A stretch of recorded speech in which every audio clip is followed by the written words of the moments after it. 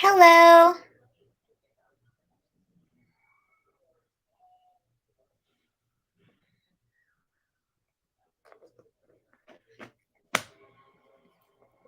Hi, dudes. How is everyone?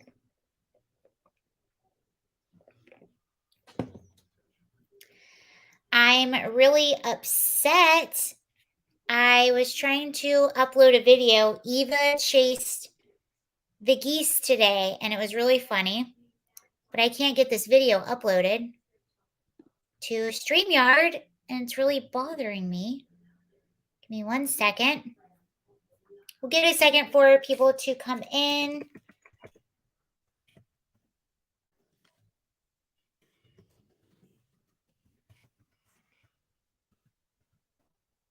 How is everyone tonight?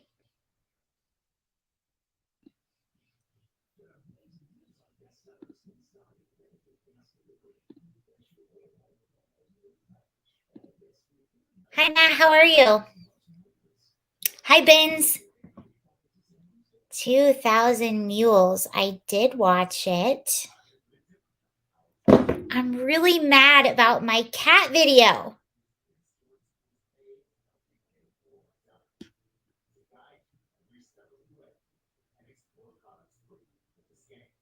Boredom, LOL. How can I get this uploaded? I don't know. Can I convert it? Eva, my cat, chased the geese today, and I got all of it on video.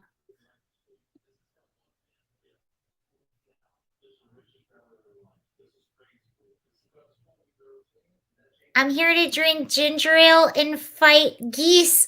All about ginger ale. Hi, Justin. I'm so glad it's on my phone. I guess I can show it to you on my phone, but I'm excited about being able to show you stuff even better on here. I can show you on my phone. I'll show you on my phone.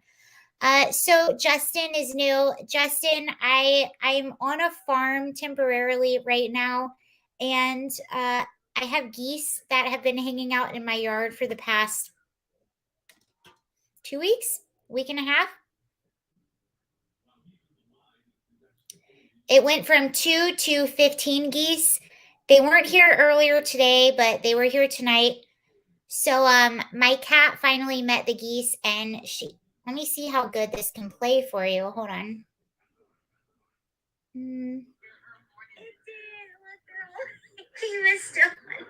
Eva.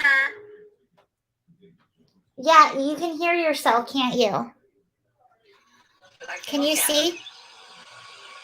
There's the geese right there.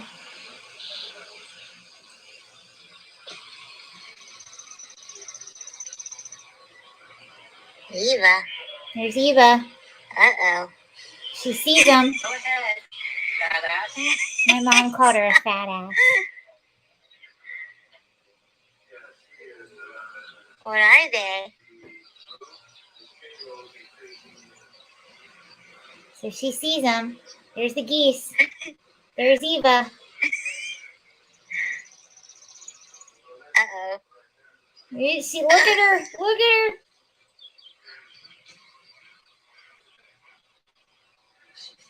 Go get her one. Oh my gosh. Look at her. What is she doing? Should I get her? No. See what she does. All right. Do you see her? Yeah. She's chasing him.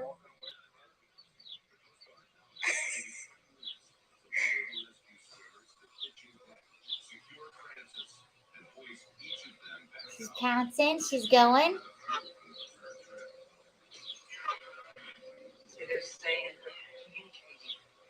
Wow. They're all alert. There she goes.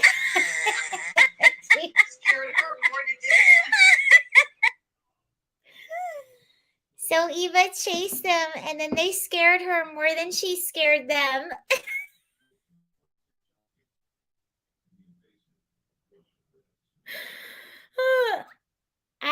Hold on.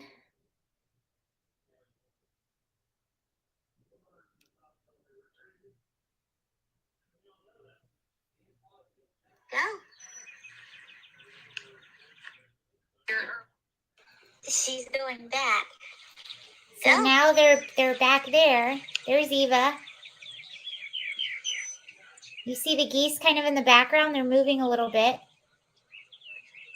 No. Yeah, you're scared, aren't you?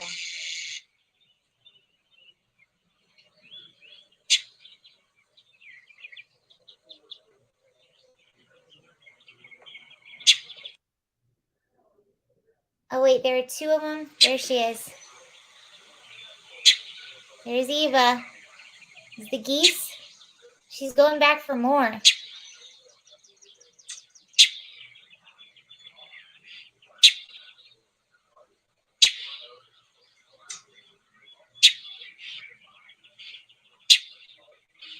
You're not going to get them?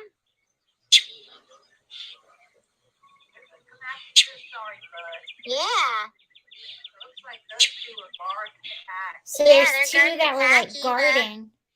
These two are guarding. So these two right here, they're guarding the other ones. Told. You fought the geese and the geese won. These are the guards right there. They're guarding the pack. There's Eva.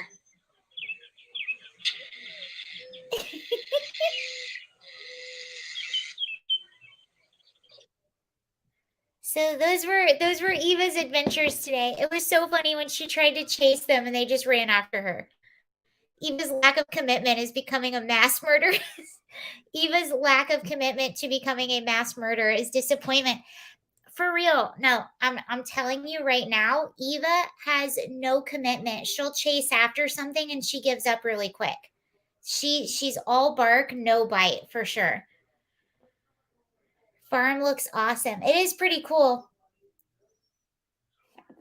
It's pretty cool.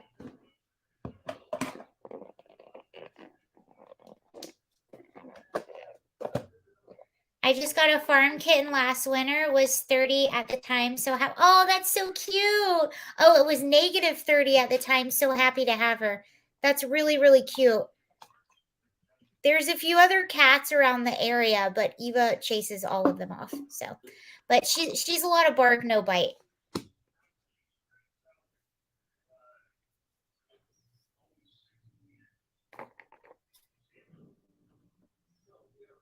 Sarah, are there any goose eggs? Not that I know of.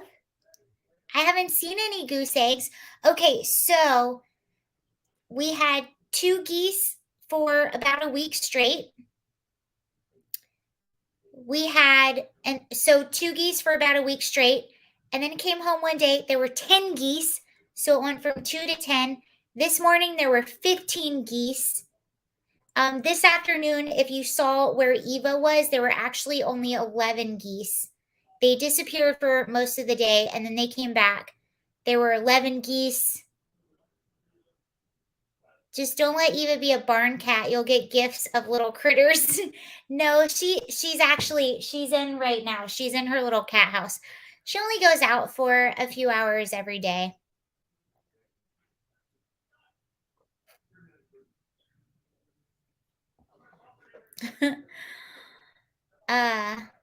Thoughts on oh, okay. All right, thoughts on 2,000 donkeys without getting banned on YouTube. All right, I'll give you my thoughts on that. Does everyone know what 2,000 donkeys is? Okay, first of all, here, so this is about things that could have possibly happened in the 2020 election, and I'll tell you my thoughts on it. First of all, I thought it had some compelling stuff on there. It was really interesting. But to me, it wasn't really anything that new. There were 50 hours of election hearings in 2020 that nobody watched. The only reason I watched them is because I lived in California and we were just super shut down. So, really? So there wasn't anywhere to be anyway. I thought it was really compelling. Although I just wasn't that surprised by anything, and the only inconsistency I saw was that they highlighted Philadelphia as an area, but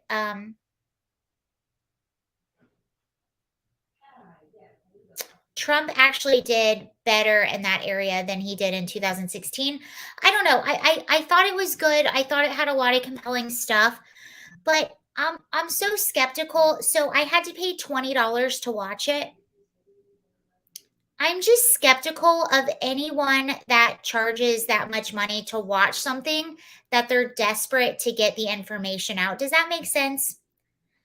I do believe that there is a lot of funny business in that election. I believe a lot of stuff, and I have to be careful about what I say. I don't think it's good enough proof yet. I believe it. Yeah, I believe there's a lot of funny business. Again, there were even. Oh my gosh, you little. Ugh. Sorry, my cat is a little just. She's a pain in the butt. Yeah. So I did watch it. I did pay the $20. I did watch it because I talk to people about stuff like that, and that's what I do. But I thought it was a little dodgy. I thought they built it up a lot more than what it actually was. And to be honest with you, I watched all of the election hearings. They were in So the election hearings were in Wisconsin, Michigan, Georgia, Pennsylvania, and Arizona. And to me, I watched those. I watched them for free, and they had a lot more compelling evidence than what I saw in that documentary. I'm a little suspicious of things that you have to pay that much money to watch. So I paid $20 to watch it. For instance, Lauren Southern, I don't know if you know who she is, but she does a lot of documentaries and she will put them out for free on YouTube because she just wants to get the information out. So I don't know. The math doesn't see, no, the math isn't solid because you also have to break it down to district and who is, or not district, but area and who is doing it. I don't know. I just feel like it was hyped up a lot more than what it was worth.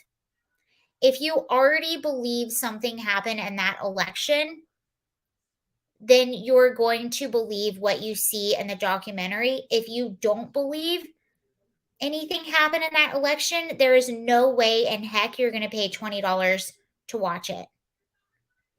And it just is what it is. I don't know. I'm just I wasn't like super I wasn't impressed.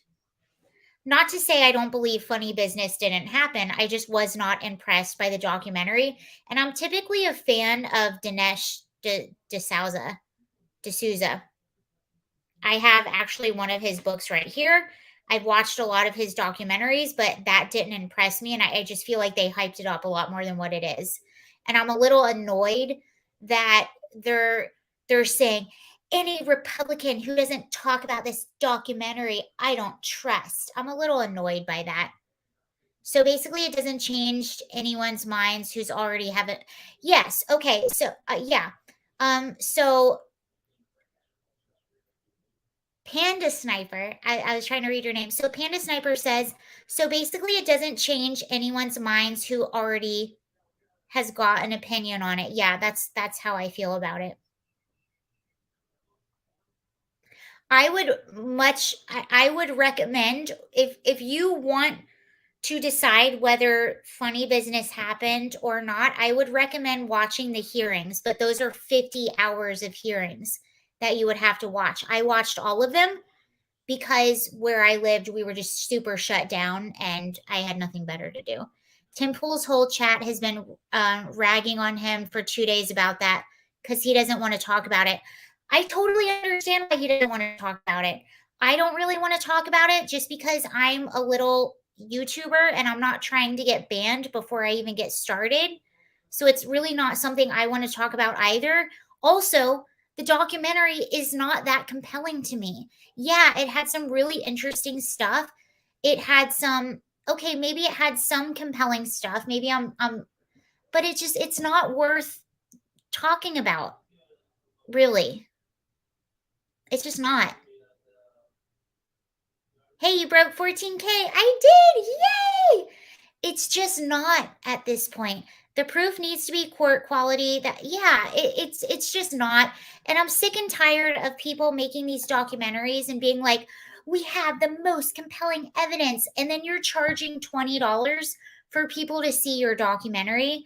That just makes me think you're not super genuine. And again, I was really paying attention to all of the election stuff that was happening, and there was much more compelling stuff that happened in the courts during these hearings that you can watch for free.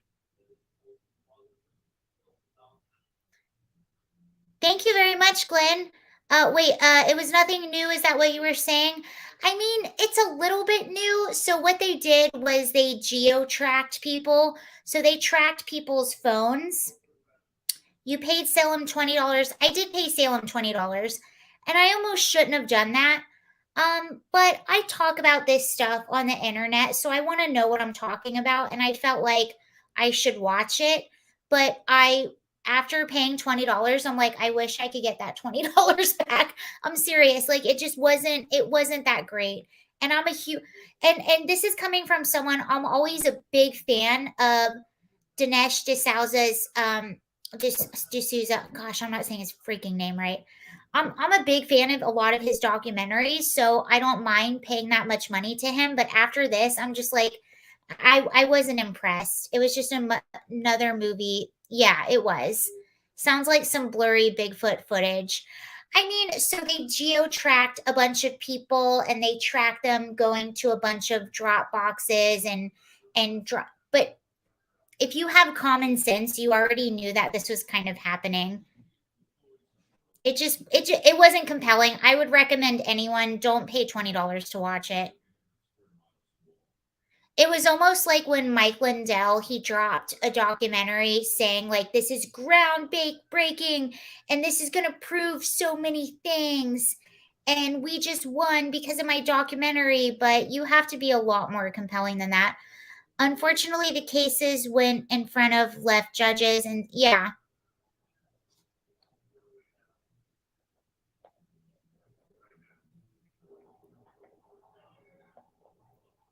Yeah, look at Ben's radio. Just look at Ben's radio comment.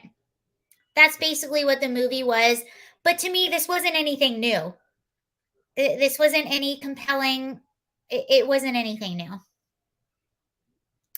And yeah, so Justin asked, did the documentary offer any solutions going forward? No. And that's what I do not like. I love for to me a really good documentary will highlight a huge issue and then give you what you can do, steps you can make going forward, and it didn't do any of that. To me, that is a documentary that really wants change. Actually, you know what? It is a tax write-off for me. I spent $20, that's a tax write-off for me. It's like a tax write-off, $20. You did the right thing to check it out, Sarah. It's the cost of being diligent in your channel. Thank you. Yeah, I actually can use that as a tax write-off. You're right. Sarah, did you see a Republican congressman? Wait, Sarah, did you see a Republican congressman resign today? Can you be more specific, Glenn? I don't know. I hate that. No more drop. I don't think we should have mail-in votes. I don't think we should have drop boxes, period. And to me, I don't need a documentary to point out how unsecure this is. That's common sense.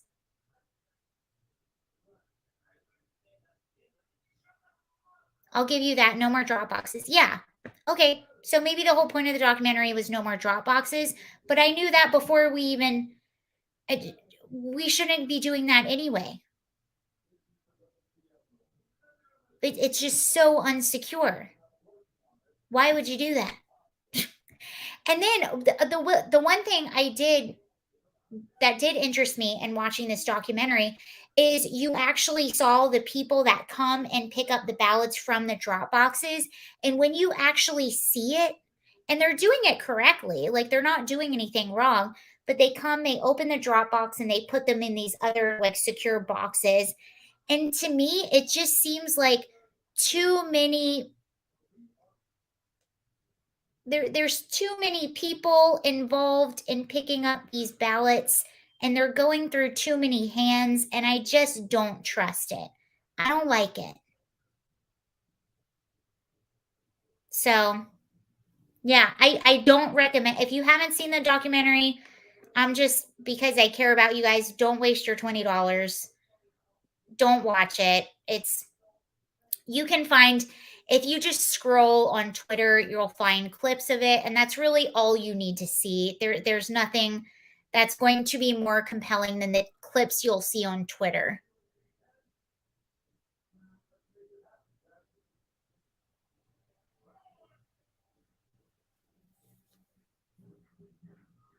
Thanks for saving us $20. Yeah, don't watch it. Just what I would recommend you do, go on Twitter, search 2000 donkeys or the other name, and look at the clips that come up. That's really all you need to know. It's been on Rumble and Odyssey. Is it free on Rumble and Odyssey? I'll be really angry if it's free on Rumble and Odyssey.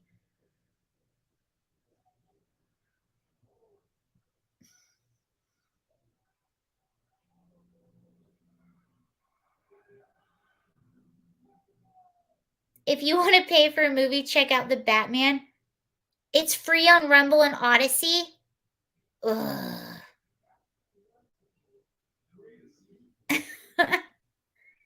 BS.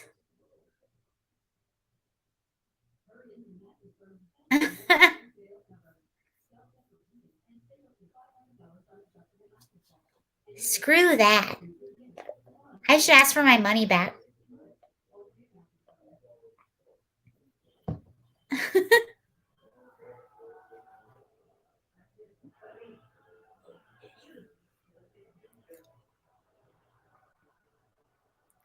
Angry Sarah. Yeah, I am angry. I paid $20 for that BS. It wasn't anything compelling to me. That's just me. I want my money back.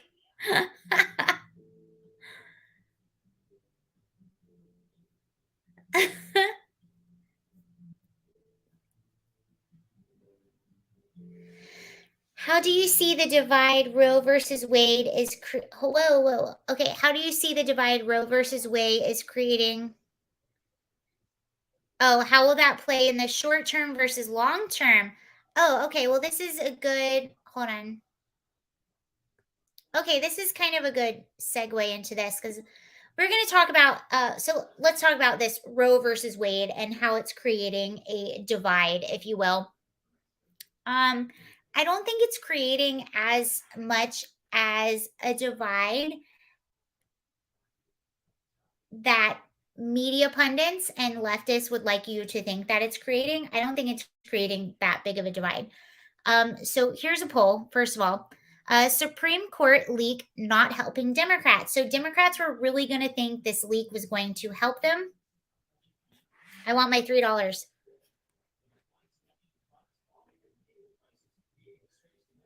New York Congressman Tom Reed is resigning, leaving office more than 7 months before the end of his term. Okay, I'll look at that before we end. So Tom Reed, but first we'll go with this. Just I want to answer the first question. So how do I think this divide will go? I don't think it's going to be as big of a divide.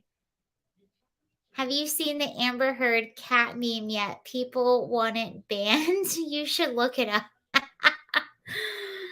Actually, we're going to talk about Amber Heard in a little bit because I have some interesting stuff with her and the ACLU and how this whole situation just is not doing well for the credibility of ACLU. But I have to stay focused. I can't read too many of the chats because then I lose focus. Inflation. Okay, I know there's so many things.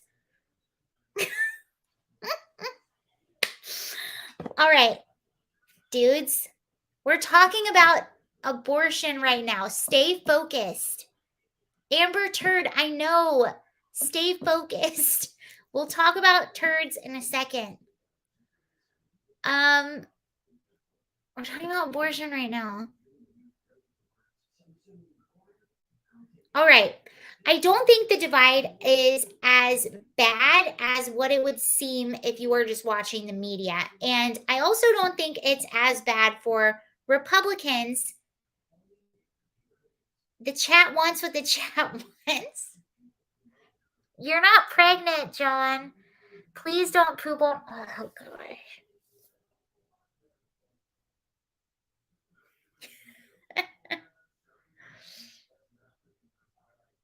Congrats, John. Okay. um,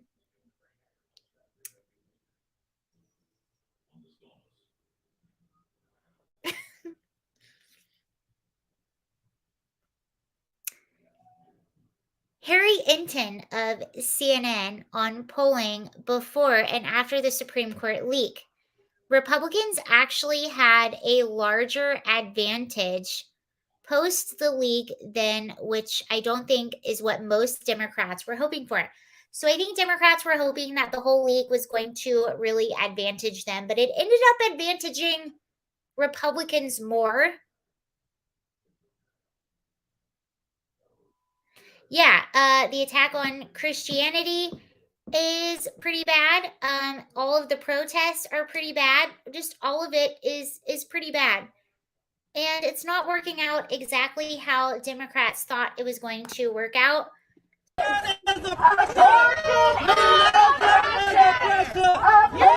So you have abortion is violence attacking abortion is healthcare. I'm a 50-ish-year-old man, but I identify as pregnant. Cool. My chat is totally hinged.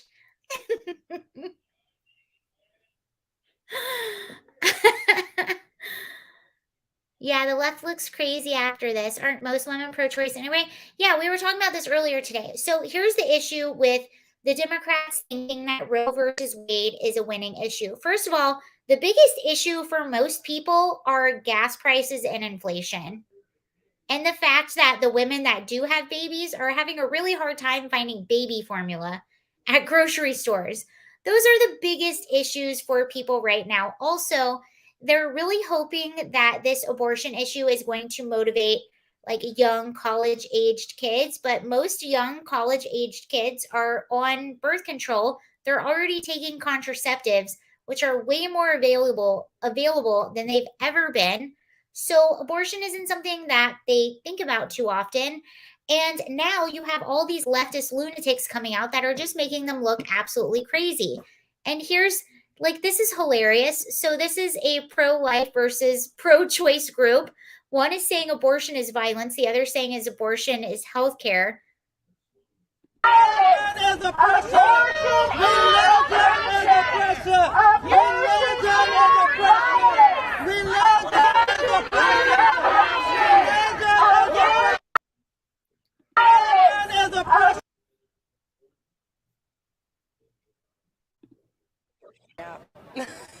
They should be proud.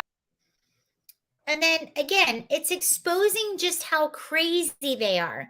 So, this is an interview that a woman, you'll see her Twitter handle right here. Her name is Justine. She's doing with leftists on the street, asking if the person that leaked the SCOTUS papers, if that person should be investigated or not. Their answers are so interesting and so telling. Just listen. Do you believe that the person who leaked this draft should be prosecuted? Absolutely not. What if the person who leaked this draft was a conservative who was trying to stop abortion? Oh, then yeah. They should be prosecuted? If they are trying to stop abortion, yes. If this person who leaked the draft broke in the Supreme Court to do so, would he be considered an insurrectionist? Not at all. They would be considered a person who has freedom of speech, freedom to the press, and a free American. As long as they're a free American, they live here, they're from here, I am fine with whatever they did because it was the right thing to do. What would your response be to people who broke into the Capitol building on January 6th in the name of justice? You? Seriously? you. I'm talking to you, the white people who broke in across the street and disrupted my peace. If a white person broke into the Supreme Court in order to release this draft, what would you have to say for that? I would hope they have the best free legal counsel imaginable to get them off scot-free. But again, all of this lunacy, all of these leaks, all of these things are just exposing how cray-cray the super lefties are. I'm trying to see things. What does a white have to do with it? It doesn't have anything to do with it, but according to radical leftists, skin color has to do with everything. Remember who you're dealing with here. I'm from Texas. I have a 6-pack of beer in my belly. To them, white has, exactly, Justin is right. To them, white has everything to do with it. To us, it doesn't matter what your skin color is. To them, your skin color has to do with everything.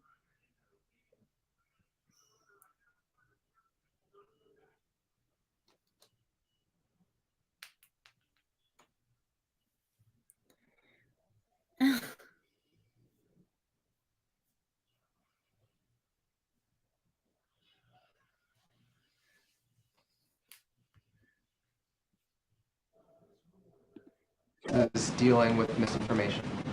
Well, I would say it's the decision by a private sector company. All right, this is actually coming in a minute. So their movement is not as big as we think. They're in their own echo chamber. So how do we stop them from reminding white people? Yeah, I actually agree. Their movement is not as big as it may seem. They are in their own echo chamber. This is just what's highlighted on the media, because a lot of media pundits, especially left-leaning media pundits, a lot of them are also in this leftist sort of echo chamber that not many people agree with. It's just them. So anyway, where I wanted to go next, it would be as if someone needed CPR but could refuse it with skin color. Their movement is huge. I don't think it's as huge as what you think it is. It's just my personal opinion. I don't know.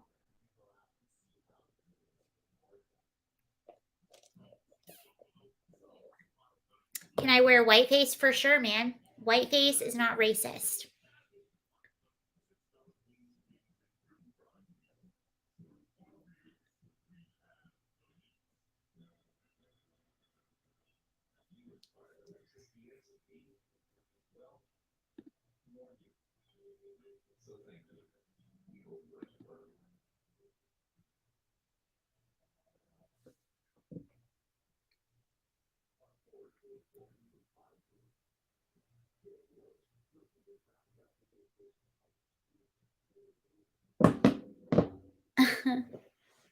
A Loki. So speaking of Lokis, people are also freaking out because Elon Musk has said that once his deal completely goes through, I'm buffering. Am I buffering for everyone? Let me know.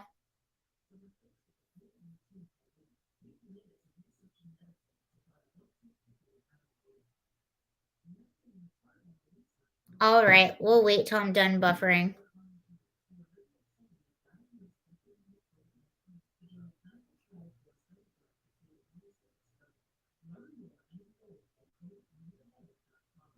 I'm good there.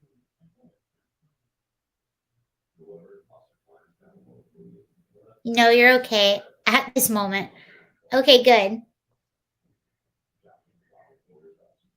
The geese are hacking your internets. They probably are. They're probably out there chewing on some wires or something right now. Sometimes your face freezes, but sound still works. It's actually kind of funny. Okay, good. Fabulous. So Elon Musk announced today that when his purchase of Twitter has fully gone through, he intends on reinstating Trump's Twitter account. which is actually really big news. It doesn't seem like it's big news, but it is. So Trump has said several times that he has no intention of going back on Twitter. But here's the thing.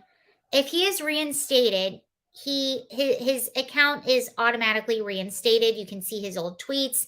He gets his verification back. He really doesn't have a choice in the matter. And if he was smart, if he actually is running in 2024, he will want to come back on Twitter. So right now, Trump is saying, I'm going to stay on Truth Social. I'm not going back on Twitter, which Truth Social is Trump's alternative app. But again, if he was smart, he's not going to preach to the choir. All of the people that are on Truth Social are the choir. He's going to have to get back on Twitter and go where the people are. That's where the people are, is on Twitter. So I don't know. At first, I said to myself, Trump is never, there's no way he's going to come back on Twitter. He's already announced he's not. His ego is too big. He has his own social media platform. But now I'm thinking he kind of has to. And if he's smart, he will. I don't know if he will, though. But he'll be back. It's like a drug to him. I think, John Boy, I think you're a little bit right. I think it's a drug to him. Also, it's just smart. If he's planning on running, he's going to want to be where the majority of people are, not where his echo chamber are.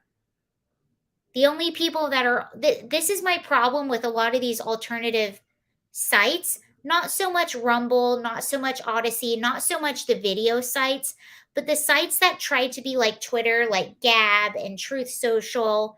There was one other one that I can't think of right now, is that the only people that those apps attract are the people that have the same views as you, are the conservatives that are tired of censorship. Those are the only people that these social media sites attract. So you're just in your own echo chamber, and I don't like that. I'd rather be somewhere where it's a public square. So we'll see what happens with that. That's a really big deal. But here is Jen Psaki in the White House asked about Donald Trump returning to Twitter. So this is what she had to say. On who will or will not be allowed on their platforms. What I will say broadly. Sorry, let me put that to the beginning. Elon Musk today said that he would reverse the decision to have Twitter made to ban President Trump. I wondered if the White House has a reaction to that and how that would impact this White House's dealing with misinformation. Well, I would say it's the decision by a private sector company to make on who will or will not be allowed on their platforms. What I will say, broadly speaking, is that our effort is to, of course, make sure that freedom of speech is protected across the country, but that also these platforms are not used for forums for disinformation. And we have seen a history of that, not just on Twitter, but also on Facebook. The president believes there's more that needs to be done in reforming Section 230, and there's a lot of bipartisan interest in that. So this may be a reminder of the urgency of doing that. So you hear what she was saying. Trump rejoining Twitter might be a reminder of how important it is to go back to Section 230. And they didn't care about this before Elon Musk bought Twitter, but now they're more interested in it after Elon Musk bought Twitter. Now they're a little bit more interested in governing misinformation. Exactly, Justin. Free speech includes disinformation. Why do you need daddy government to tell you what's true and what's not true? That should be the least. Actually, you know what? Let me see if I can download this and play it for you right now, because Rand Paul said it best. Hold on a second. Let's see if we can do this together. Rand Paul.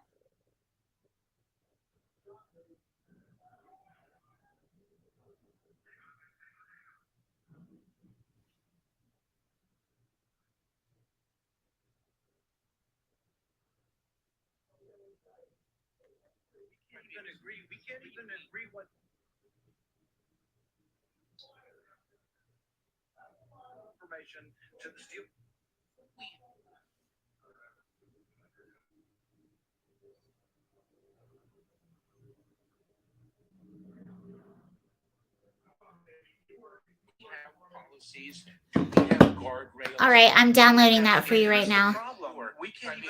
That's because the earth is flat. The earth was round. People would slip off the sides. To the Steele dossier. If you can't agree to that, how are we ever going to come to an agreement on what is disinformation so you can police it on social media? I think you've got no idea what disinformation is, and I don't think the government's capable of it. Do you know who the greatest propagator of disinformation in the history of the world is? The U.S. government. Are you familiar with McNamara, the Pentagon Papers?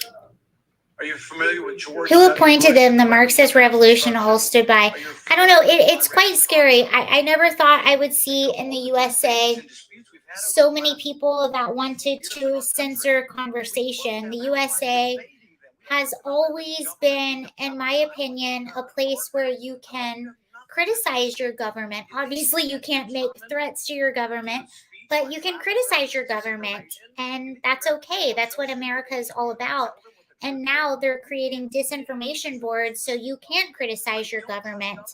And it's extremely concerning, and it should be concerning to everyone, no matter what side of the aisle that you're on, because I'll tell you what, okay, maybe it goes in favor of your side of the political aisle right now, but it will always turn.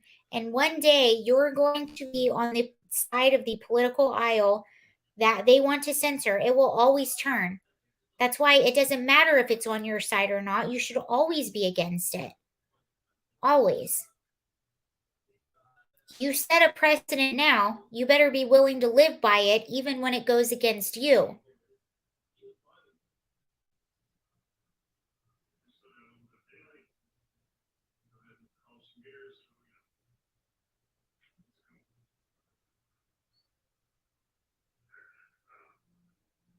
All right. Let's see if I can get this video in there. You'll like it. Okay.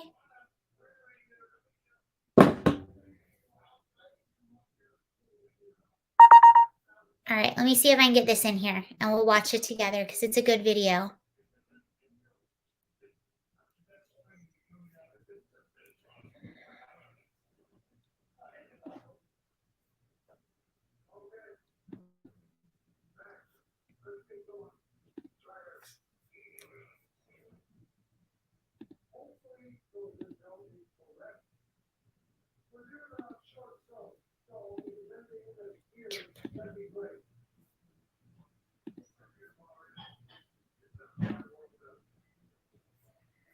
Okay, give me 1 second. I got it. Hello, Olivia.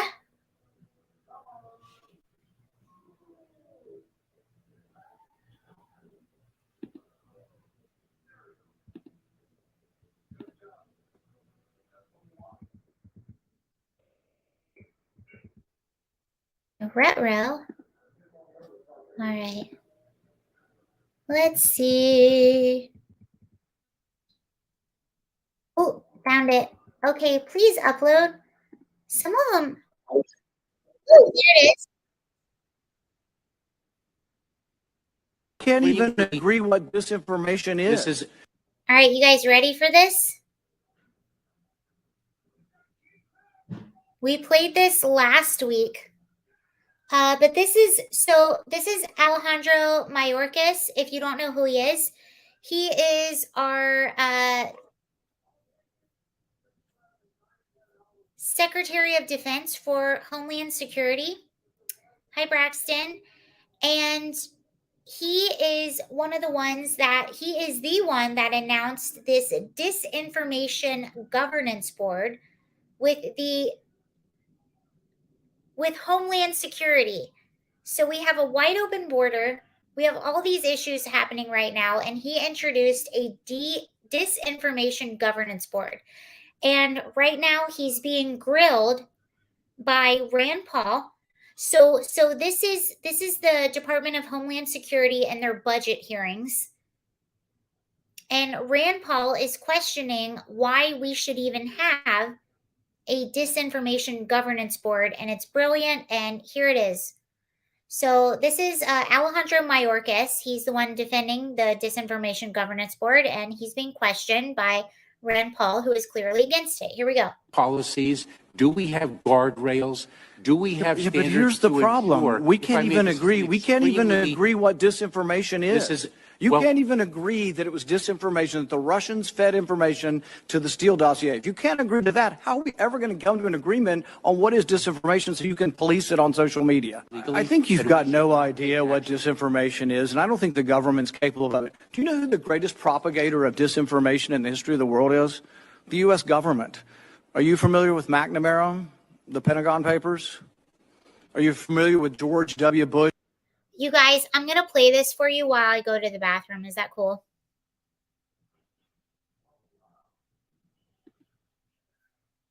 All right, here you are.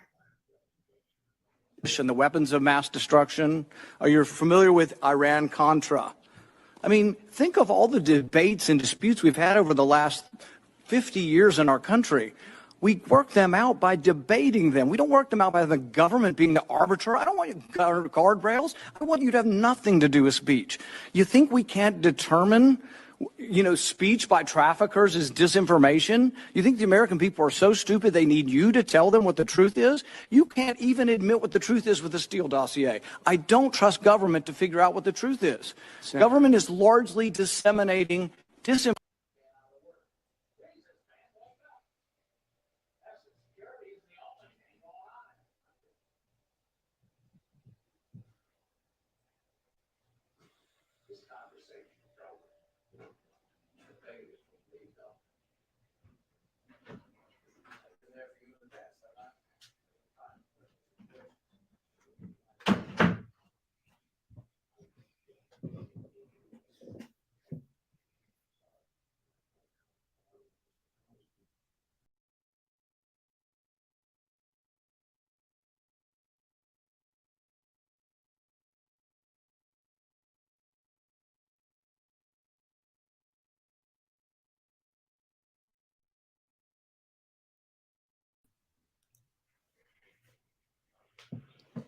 I'm back. You can't troll.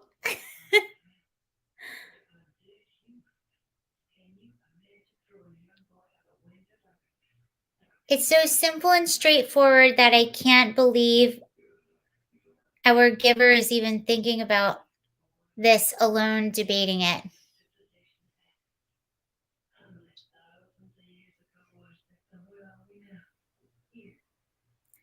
Did you wash your hands? I always wash my hands. Hi.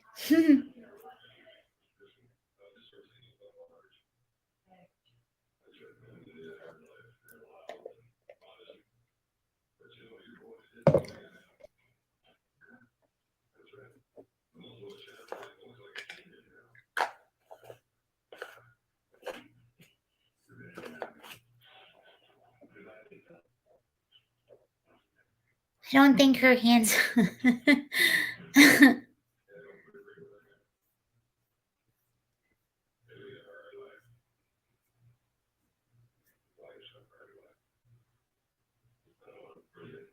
Oh, Shane, this is my first time seeing you on a live stream. Hey, Sarah.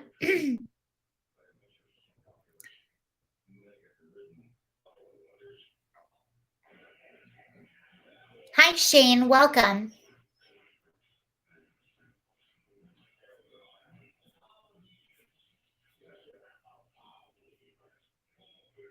Mhm.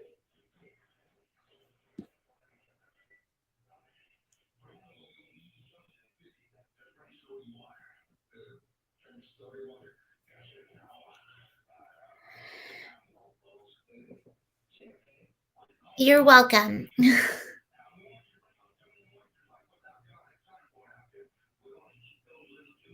Thank you, Zombie. All right, what should we do next? Let's see. I have a few things.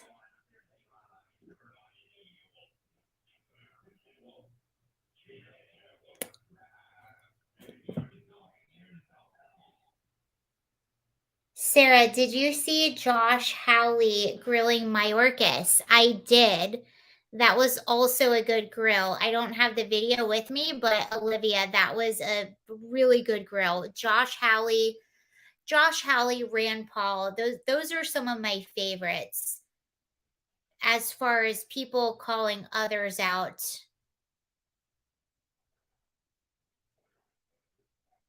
Go on to Amber. Okay, let's do Amber. You know what? Should we do? Okay. I think tomorrow I might do a live stream just dedicated to okay, let me pull this up. This is Candace. Hold on. Let me pull this up. So a lot of times when I cover celebrities, people will tell me, I don't care about celebrities. Why are you covering celebrities? Candace made a really good point. But what Candace didn't point out in this tweet, I cover celebrities is because a lot of the things that we talk about, media, media manipulation, um, lies, believing all women, social justice, a lot of those elements are very true in a lot of these big celebrity stories. Also, what Candace pointed out, Candace said politics is downstream. So Candace is responding to a tweet that said, "You're the best, but why lower yourself to discuss Hollywood trash?" And she said, politics is downstream from culture. That's what Andrew Breitbart said. And she also said, until conservatives stop sticking their noses up to culture, we will continue to lose. This is a fact. That is true.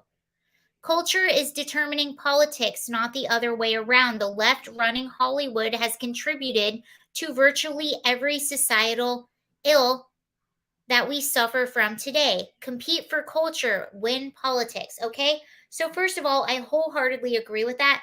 Second of all, I believe that a lot of these big stories, Johnny Depp versus Amber Heard, Free Britney Spears, a lot of these things have a lot of elements in them that we talk about. Media, social justice movements, all of those things. So let's move on to Johnny Depp versus Amber Heard. And how about this? Tomorrow night, yes, but does that saying apply to our continued focus on Hollywood? I don't understand what you mean by that. Have to be aware and on top of all of the news. Lots of crossover. Yeah, there's lots of crossover. And a lot of people will also say it's a distraction.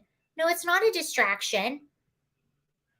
If you are up to date on a lot of things and if you're learning lessons from things, and that's the angle that I try to take from everything.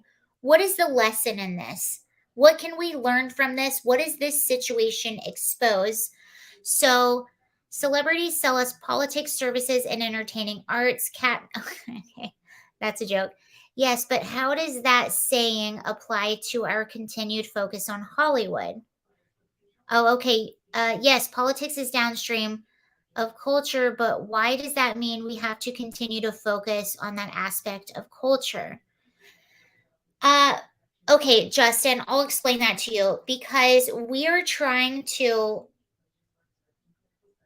get to people that vote, and a lot of people that vote are young people that are very obsessed with Hollywood, and they will listen to Lady Gaga who says vote for Joe Biden. They will listen to Chrissy Teigen who says vote for Joe Biden. They will listen to John Legend, who says, vote for George Gascon as your DA in Los Angeles. And because they look up to these celebrities and because they listen to these celebrities, they will listen to what they say. So that's why you have to poke the bear a little bit and you have to get into those issues a little bit. And you have to talk about those issues and say, yeah, I agree with you on this issue, but also this is what I think. So you snatch those people by agreeing with them on a certain issue, and then they keep listening to you and they're like, oh, we agree on this issue. We're like sort of the same. Instead of conservatives being like, celebrities are dumb. pop culture is dumb, that will just send you down a losing battle. Yeah. No, you should think more on it.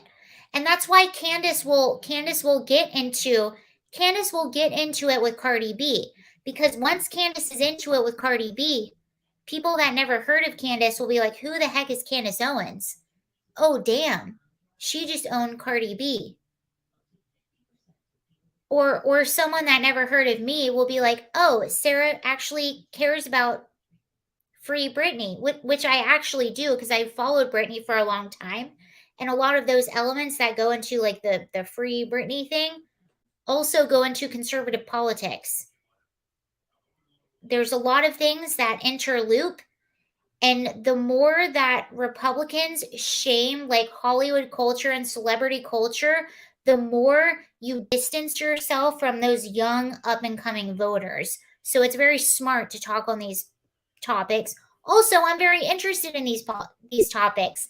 I lived in Hollywood.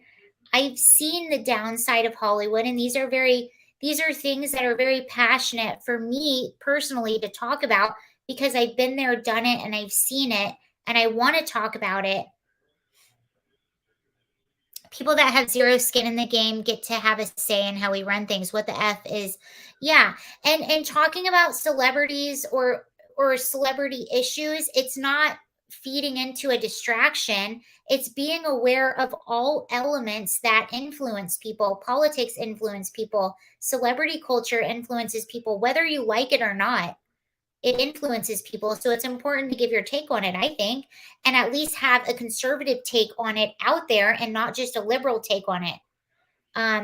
But yeah, those are some that means we have to speak the truth and not be cowardly, for sure. Yeah, exactly. Speak the truth to what you believe. Take a celebrity story that's out there and give your take on it. Give your conservative take on it, or give your, whatever it is, your take on it, and have that out there instead of just a liberal take on it, and give kids and give young people something else to listen to.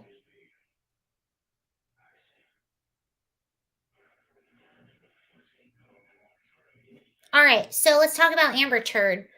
This isn't just Amber Turd, actually. Oh shoot, did I screenshot this? Where is it? Oh, it's not on here. Really?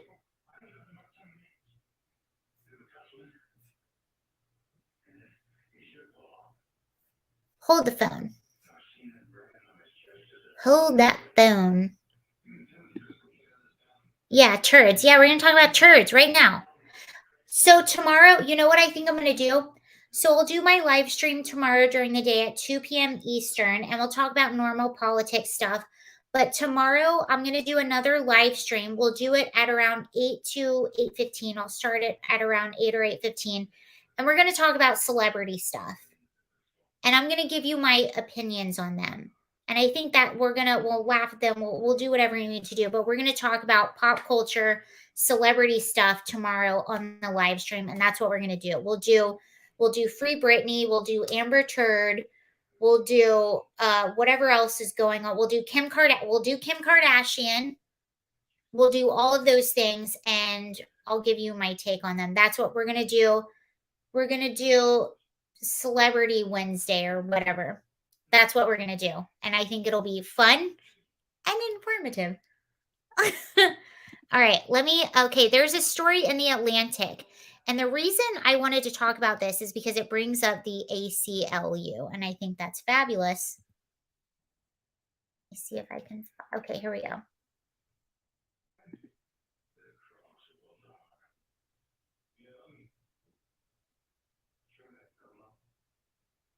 Watch the cat meme when you get a chance. Okay, I will.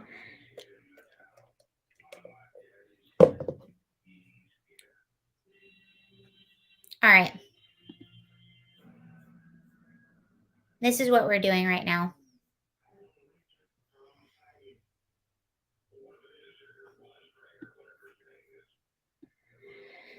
All right, so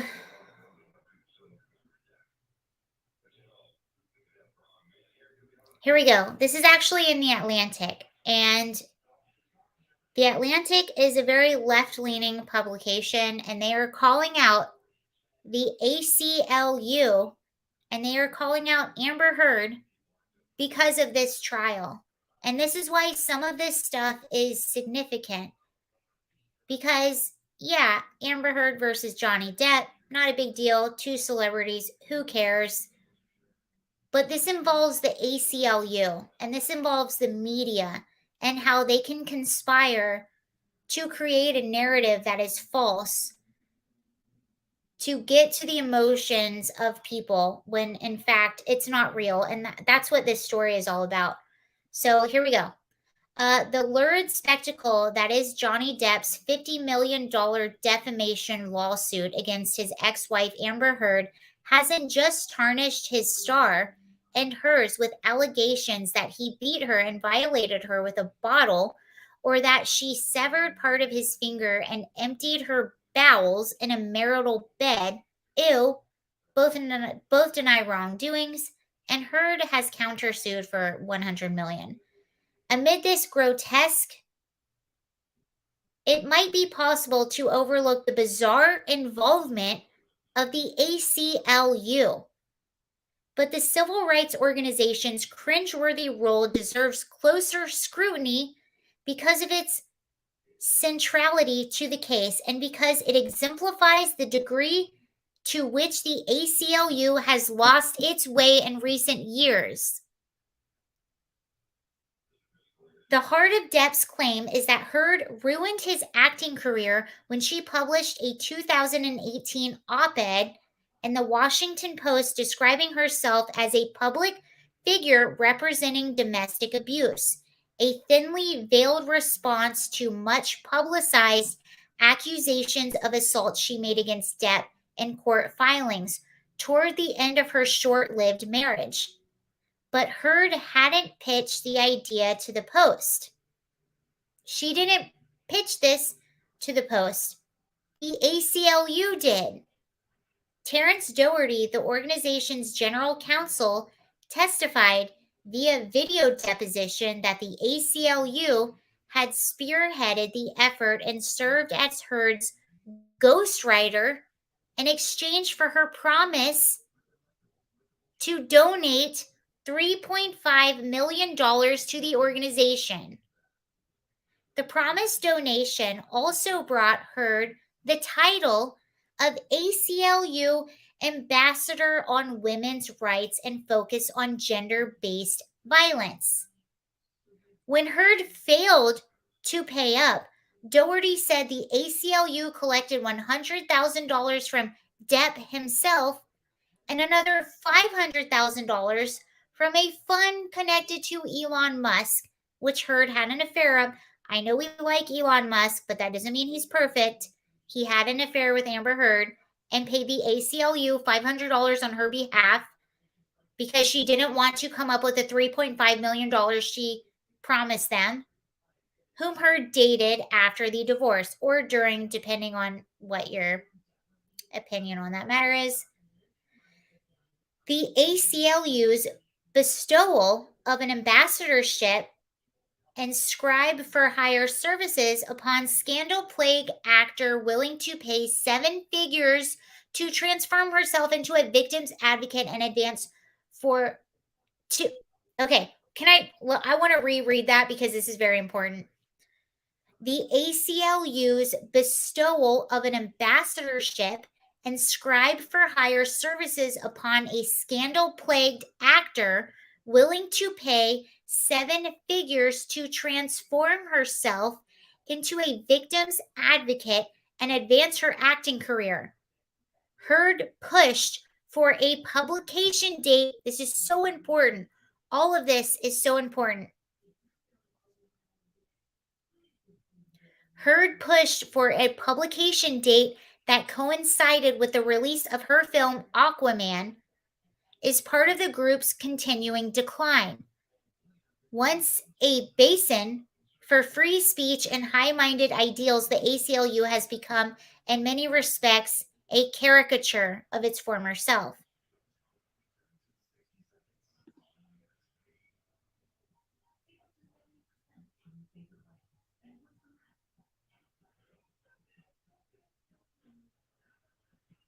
Yes. So that's important to note as well. All of this happened, Bewitch Gaming, all of this happened during the height of the Me Too movement in 2018. Okay, so I'm sorry if I lost you guys, but basically what they are saying is that the Me Too movement, or is that the ACLU took to an actor that had false accusations. What Sarah said about Amber Heard filing in 2018. Yes. So this was all 2018 at the height of the Me Too movement. And with all of the information that we have right now, with all of the evidence, it seems like Amber Heard was actually not a victim. She was actually the perpetrator of violence in this relationship. And she was taking advantage of the Me Too movement.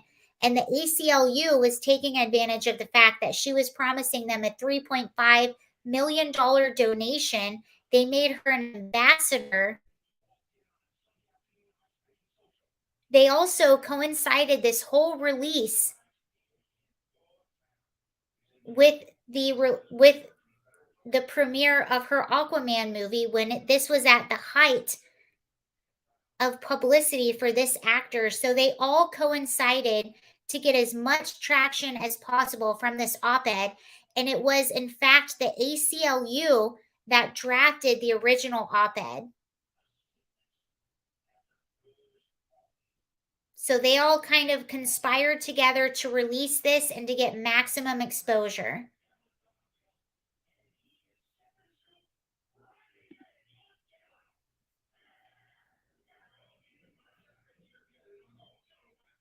Team Johnny all day. That's basically what they're saying. The ACLU has lost its way. So it says the organization seems largely unable or unwilling to uphold its core values. They seem to be right now about maximum exposure, getting that donation money, no matter who it comes from. Yes, it was collusion. I've watched a lot of the trial. Yes, Team Johnny. Yeah, you know what? I think we'll dedicate a lot of the live stream. I've watched a lot of the trial as well. It's really interesting. The Me Too movement is the best movement.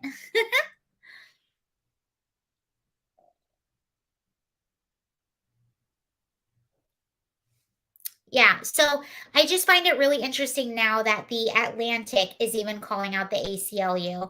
And what this trial did is it helped expose I think, in my opinion, the corruption with the ACLU. ACLU is a great organization, but power corrupts. They used to stop fundraising when they met a goal. Now it's millions.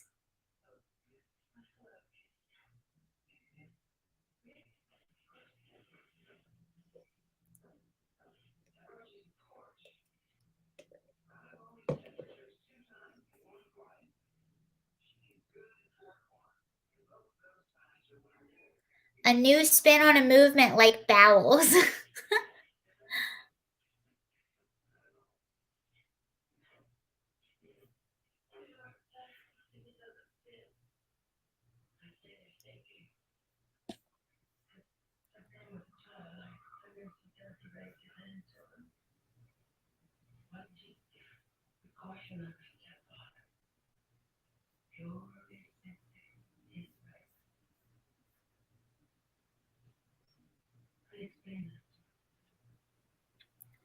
It's almost like everything they say the right is, they actually are. Yeah, that's true. A lot of these organizations turn out to be like this.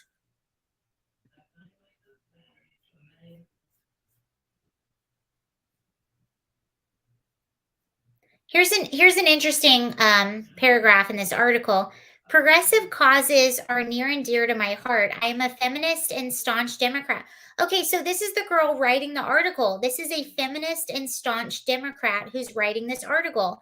She says, progressive causes are near and dear to my heart. I'm a feminist and staunch Democrat. As a federal public defender turned law professor, I have spent my career trying to make change in the criminal legal system that is riven with racism and fundamentally unfair to those without status and financial resources. Yet, as someone who understands firsthand that the fundamental rights to free speech and due process exist only as long as competent lawyers are willing to vigorously defend extreme positions in people, I view the ACLU's Whoa. Okay, so this is a staunch feminist and Democrat, and she is saying that the ACLU's turn towards the hard left is wrong. This is her words. This is a staunch feminist and Democrat. I view the ACLU's hard left turn with alarm. It smacks of intolerance and choosing sides, precisely what a civil liberties organization designed to defend the Bill of Rights is meant to oppose. I used to be a proud card-carrying member of the ACLU. Today, when its fundraising mailers and pleas to re-enroll arrive in my mailbox, I toss them in the recycling. Wow, that's pretty big, you guys.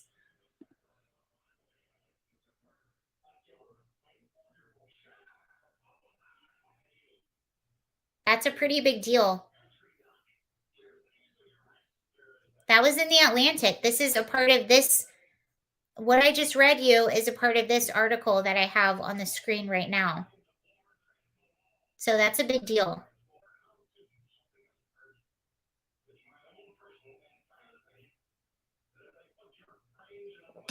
Oh, my fan is off.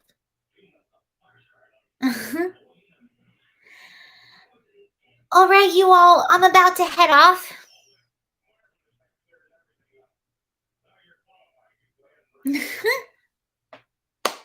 All right, I'm about to head off. I will be back on. ACLU has been hardcore leftist since its inception. Amazing how defending a group of Illinois Nazis cover their tracks at this time. Won't change anything. These Democrats are just horrible people. Yikes. All right, you all. Thank you so much for watching. I'm about to head off. Thank you. Yes, I think people are waking up and seeing the light.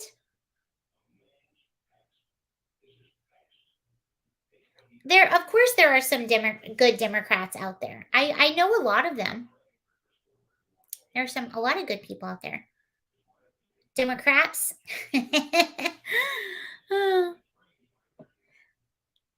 Thank you. All right. Thank you, guys. I had a really good time hanging out with you, and I'll be back at 2 p.m. tomorrow. If you can't make it, I will be back at 8 p.m. tomorrow night, and we will talk all things Amber Turd, what I think about the trial, what's been happening with that, and I think it should be really fun. It'll be a little more lighthearted than politics.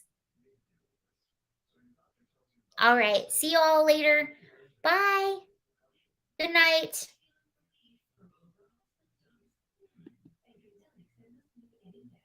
Later, everyone.